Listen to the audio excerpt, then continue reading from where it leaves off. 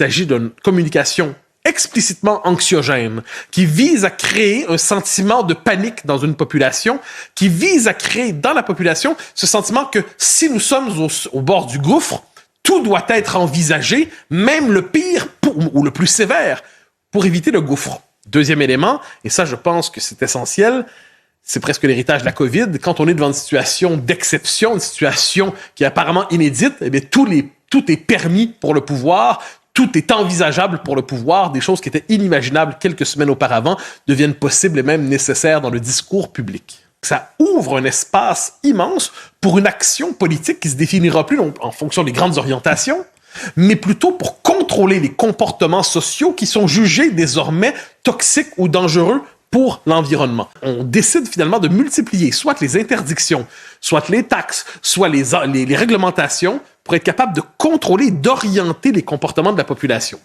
Alors, je ne dis pas, qu'on se comprenne bien, qu'on est dans un système social, du crédit social à la chinoise. Évidemment pas.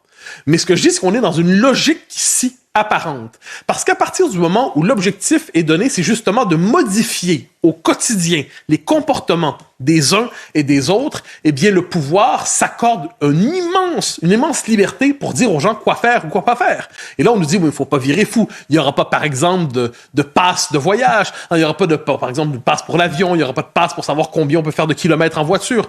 Moi, ce que je constate, c'est qu'il y a 2-3 ans, l'idée d'avoir un passe pour entrer dans un restaurant ou l'idée pour avoir à se déplacer, ça n'existait pas. Moi, qu'on se comprenne, je suis zéro conspi en la matière. Je dis simplement qu'à partir du moment où une logique où se multiplient les autorisations, une société de l'autorisation se déploie, eh bien, ça donne de l'imagination au pouvoir pour aller plus loin. Je ne dis pas qu'il s'agit d'un système qui vise à asservir la population. Je dis que c'est une logique qui, croyant bien faire au nom du bien commun absolu, sauver la planète, se dit que finalement, nos libertés peuvent y passer. Elles ne valent pas si cher que ça, finalement.